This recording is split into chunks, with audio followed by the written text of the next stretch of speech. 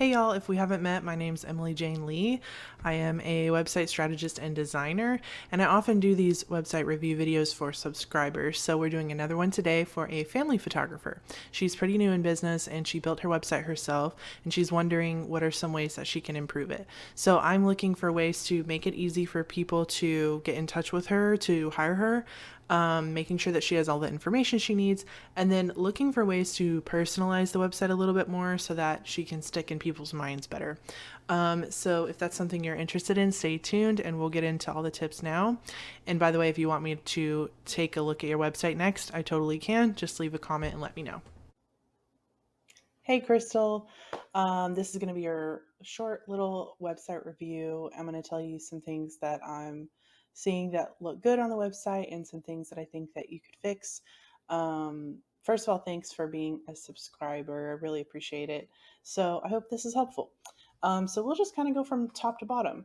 First, the fact that you have a logo and it looks really nice is great. So I would put that in a more permanent place. Typically, that would be in the top left of the website or in the top middle.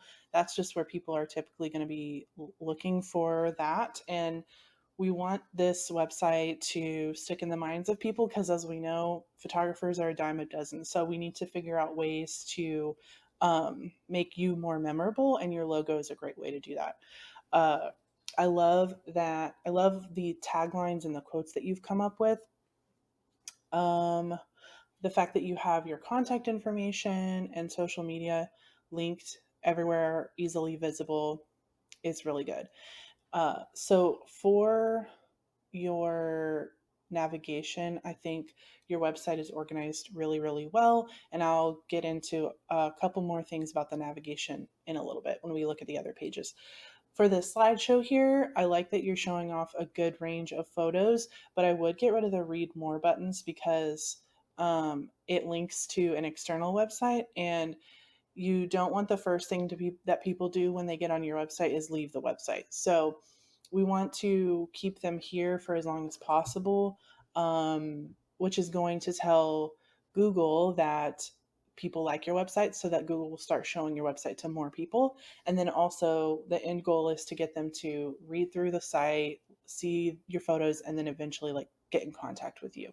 So we don't want to direct them off of the website. Um, yeah, I think that's it for this top section. And then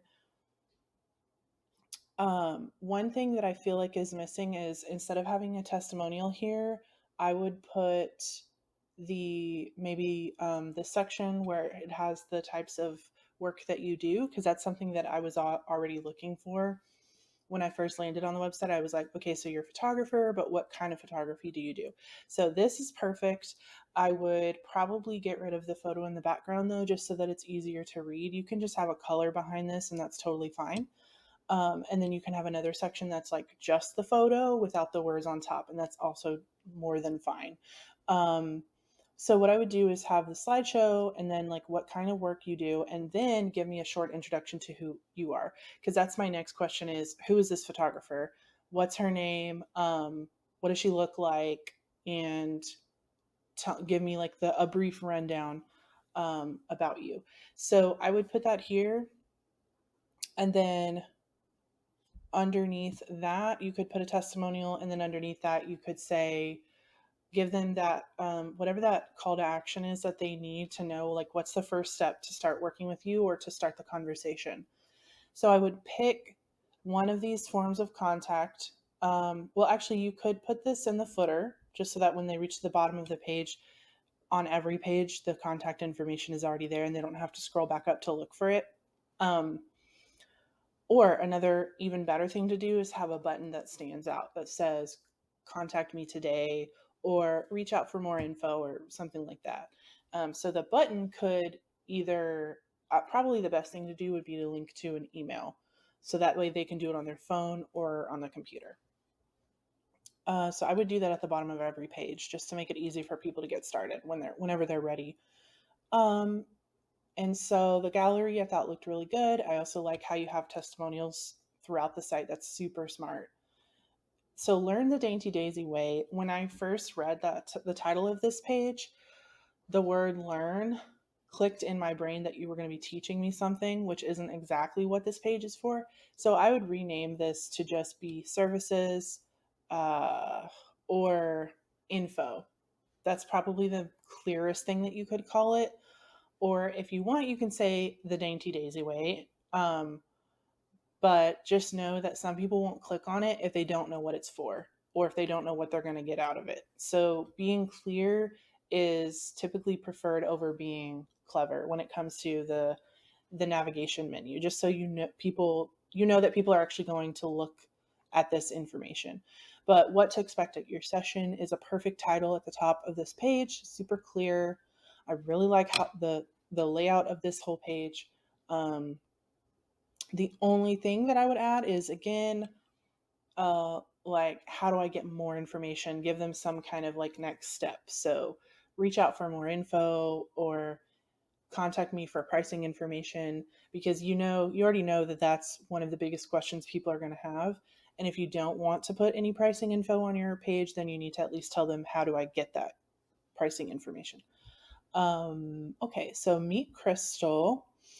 On this page, I thought that you did a great job of opening up, being a little bit vulnerable, talking about your personal life as well as your values. Um, and what was I going to say about that? Oh, yeah. So that's just another really good way for you to be more memorable. What would make this even more powerful is if, again, you paired it with a photo of yourself, because you're the one that's going to be working with people. And it's always really helpful to show people what you look like. And it makes people feel more familiar and more comfortable, as well as making you more memorable. Because when you're just another faceless like photography business and you're leading with the photos that you've taken, then people just aren't going to remember them as well, because we're constantly inundated with photos all the time. But showing them a picture of you is something that we typically tend to remember for whatever reason. Um, then the fact that you have like Crystal, which is your name, and then you have another testimonial down here from another Crystal, could be potentially confusing for people like myself, which is about half of the population, who are only going to skim for information. They're not going to read every single little thing. So some people might be like, oh, her name's Crystal, so this is a picture of her. And since it's not, it may be better to use a different testimonial here, just to avoid potential confusion.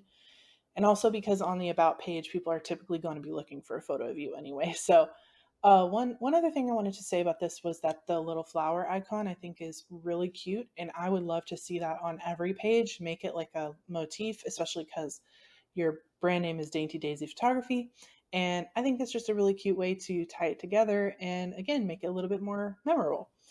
Okay, so the blog, the last thing I wanted to mention was the fact that you are blogging is really good. I would try to keep doing that as often as you can, even if it's like every few months. That's still worth it in terms of your helping your search engine optimization. So the best way to move up the listings on Google and be seen by more people is to constantly add relevant content to your website to keep it updated as often as you can. The more often, the better.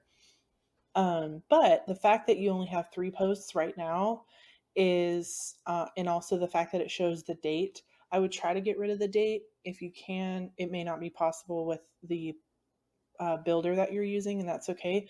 But consider making the blog more of a background page for now and not having it in your public main navigation up here.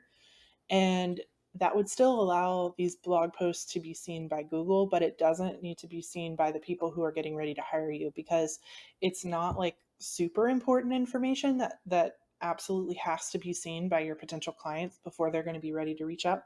It's kind of just more like an extra tidbit. So you could just move it in the footer as a link, or you could just get rid of it and let it live in the background. And reason for that being, another reason is because if you only have 3 posts right now, it can make you look like a newer business or someone who isn't taking it as seriously, even though I'm sure that's not true. But like, those are just the automatic assumptions that we make when we're looking at websites.